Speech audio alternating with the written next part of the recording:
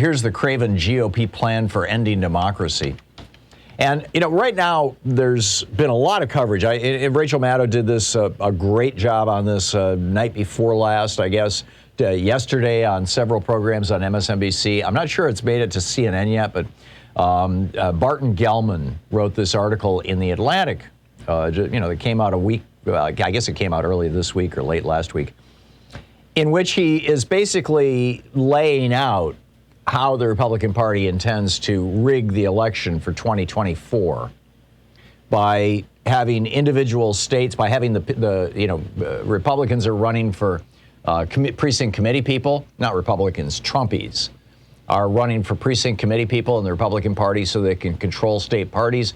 They're running for secretaries of state so that they can control elections.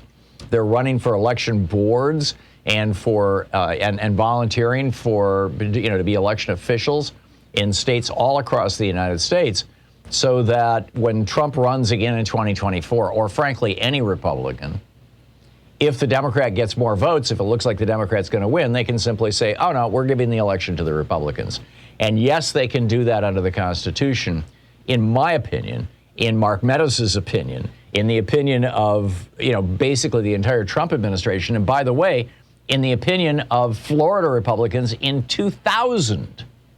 Yes, in the year 2000, down in Florida, the entire election, was it going to be Al Gore as president or is it going to be George W. Bush as president? The entire election came down to one state that was controlled by the brother of the guy running for president. George W. Bush was governor of Texas. Jeb Bush was governor of Florida. George had already given Jeb a list of Texas felons that Jeb used to purge people with similar names off the voting rolls in Florida, knocking somewhere between 20 and 80,000 African Americans off the voting rolls. But still, that wasn't enough. There was this 500 vote margin that it sort of looked like George won by. And the state Supreme Court ordered a recount. That was, of course, stopped by the U.S. Federal Supreme Court because Justice Scalia said, and this was truly bizarre, he said the counting of votes, this is from the Bush v. Gore opinion, the counting of votes does, in my view, threaten irreparable harm to petitioner George W. Bush and to the country by casting a cloud upon what Bush claims to be the legitimacy of his election. Right?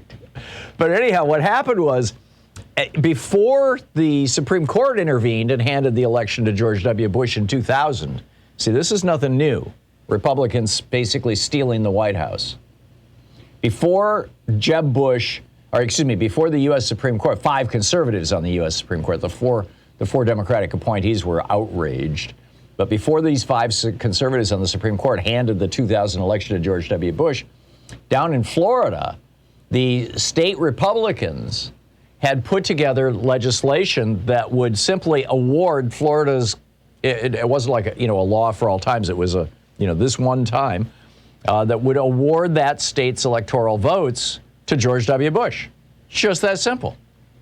And according to the Constitution, the state legislature has the power to do that. And this is the trick, this is the tool that the GOP is using, or tried to use, what they planned on using in 2000, what Donald Trump tried to get them to use, and John Eastman and all the people who conspired with him tried to get them to use in 2020, and what they are now openly planning to use in 2024, is that the Constitution says that the way the electoral count, the electoral college, the way that the states determine how their vote is going to be conducted and how it's going to be counted and what the results are, that's all up to the states.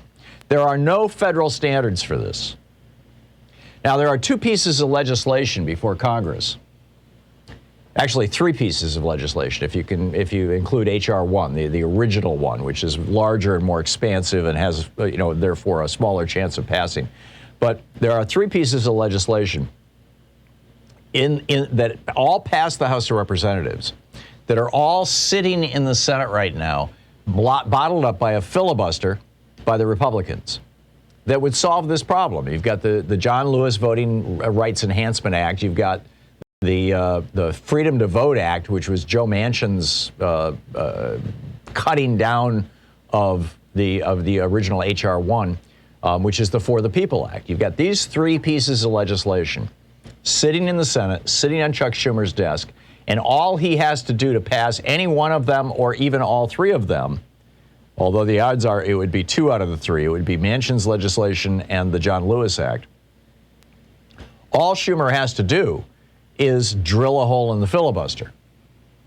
And I'm getting emails almost every day from right-wing groups like Freedom Works and others going, oh my God, you notify your congressman that you don't want them to drill a hole in the filibuster. It's a power grab by the Democrats. Quack, quack, quack, quack, quack. But the fact is that we have no federal standards for this. The fact is that the last time a Republican got the White House as a result of winning the majority of the popular vote in the United States. In other words, the last time a majority of Americans said, yes, we want a Republican in the White House, the last time that happened was 1988, when George Herbert Walker Bush was elected president. That was it. I mean, I suppose you could argue that when George W. Bush was reelected in 2004, he won an electoral majority, and he did. But had he not been put into the White House by the Supreme Court in 2000, it wouldn't have been, it wouldn't have been the case. So I think that, legitimately you can say, really, the last time this happened was George Herbert Walker Bush and in 1988. And the Republicans want to keep it that way. They want to make sure that Republicans keep getting the White House, even though the majority of Americans voted for the Democrat. Just like in Pennsylvania and Michigan and Wisconsin and North Carolina, statewide, you get a majority of people voting for Democrats, and yet the state legislatures are controlled by Republicans. The congressional delegation is controlled by Republicans. The state Senate and House are controlled by Republicans. Because of gerrymandering. This other problem with the Electoral College is because of the Electoral College and how it's constructed and how it works. But, this is what they're up to. And like I said, in 2000, this is what the New York Times published this piece by Barstow and Sengupta. This is, keep in mind, from 2000.